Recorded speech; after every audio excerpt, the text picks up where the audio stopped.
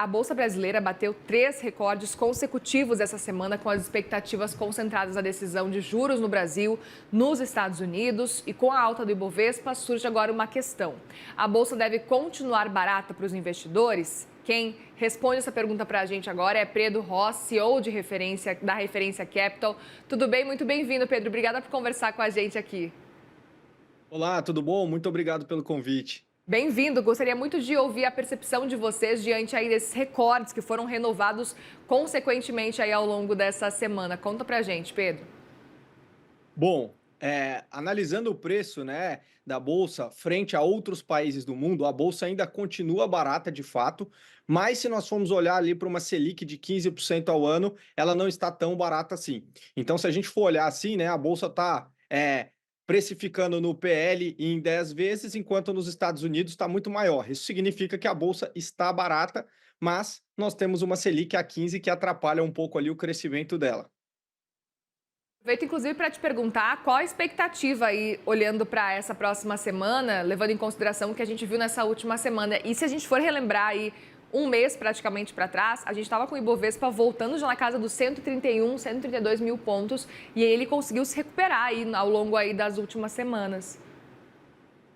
Exatamente, né? A gente viu ele se recuperar puxado por alguns setores, como os setores dos bancos, os setores de energia também, que estão performando muito bem aí. Então, isso está de fato puxando a Ibovespa. E aí a gente teve um corte aí do Fed americano em 0,25 pontos, que para o Brasil não é nada, mas que para o governo americano de fato é algo muito que já traz uma relevância. E aí, hoje, como a Bolsa Brasileira ela é aproximadamente mais de 50% dela vem de capital estrangeiro.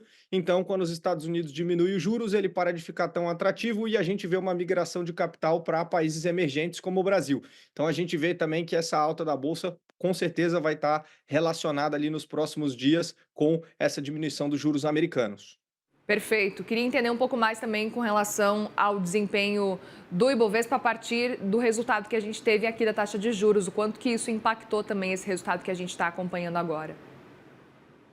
Ah, sem dúvida nenhuma, isso gerou muito impacto, mas eu acho que, analisando a Ibovespa como um todo, você vê que são alguns setores específicos que estão puxando ela, né? Como os bancos, como os setores de energia e alguns outros setores. Então, você vê que não é ela inteiramente que está performando bem, mas alguns setores que acabam puxando, mas essa estrutura dos Estados Unidos ter diminuído os juros, né? E o Fed ainda prevê que ainda em 2025 ele vai fazer mais uma diminuição, enquanto a tendência do Brasil é se manter nessa estabilidade, eu acredito que nós vamos trazer mais capital estrangeiro, então a tendência é que a bolsa talvez continue a se valorizar aí nas próximas semanas.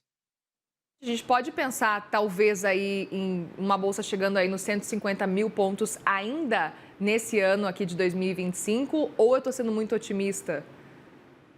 Bom, tudo depende do que a gente vai ver aí acontecer nos Estados Unidos. Então, se o Fed fizer ali um corte de mais 0,25 ou um corte de 0,5, que talvez seja um pouco improvável, isso com certeza vai fortalecer o mercado e vamos ver ali como vão ser os resultados aí do próximo trimestre, né, que finaliza agora em setembro. Então, vamos analisar ali como que vai ser esse trimestre para a gente olhar aí para o final do ano e buscar os 150 mil pontos.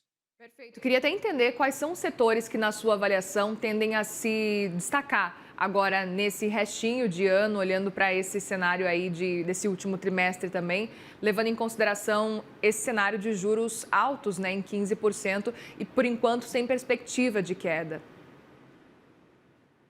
Bom, os setores de energia elétrica, né, eles estão performando muito bem. Os bancos estão com uma margem bem expressiva. Parece que os bancos eles conseguiram aprender a lidar com a inadimplência alta e mesmo assim performar muito bem, né? O setor de petróleo. Então, assim, são alguns setores que de fato vão puxar aí o mercado para frente. A Vale tem uma possibilidade interessante também de puxar o mercado para cima. Então, são setores que têm um peso muito relevante e que estão ali em um momento muito interessante.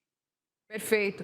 E aí, quais que são, por exemplo, os setores que podem sentir um pouco mais esse impacto para a gente ficar atento também? Bom, os setores de varejo eu acho que é um momento complicado, né? Uma vez que eles operam muito tomados em crédito, quando a gente tem uma Selic de 15% ao ano, é um momento delicado, onde muitas vezes eles operam num spread muito baixo. Então, acho que é um setor que a gente tem que ficar de olho. Tá. E aí aproveito também para te perguntar, Pedro, com relação a ações dolarizadas. A gente tinha, de modo geral, essa orientação, a gente ouviu muitos especialistas falando sobre isso lá no começo do ano, quando a gente teve um dólar que estava batendo aí os R$ 6 ou até mais. Agora, com o dólar desvalorizado, como é que fica esse cenário? Qual seria a orientação nesse caso? Bom, nesse caso, que o dólar está desvalorizando, essas ações acabam perdendo valor, mesmo que elas estejam se valorizando as empresas. Então, é sempre o que a gente fala: você precisa ter uma estratégia de uma carteira diversificada. É importante você dolarizar parte do seu patrimônio e se blindar a uma variação cambial? Mas nesse atual momento que o dólar teve uma queda, isso vai prejudicar a tua carteira. Mas em eventuais cenários futuros, é importante que talvez esse hedge que você fez proteja a tua carteira se o dólar voltar a subir. Então, eu acho que elas tendem a desvalorizar, mas é importante você ter uma estrutura de hedge dentro da tua carteira. Então, acho que essas ações são importantes de estarem no portfólio. Muito bem, nós conversamos com Pedro Ross, CEO da Referência Capital. Obrigada mais uma vez pela conversa aqui. Volte sempre, viu? Obrigado, um abraço. Tchau, tchau. Obrigada.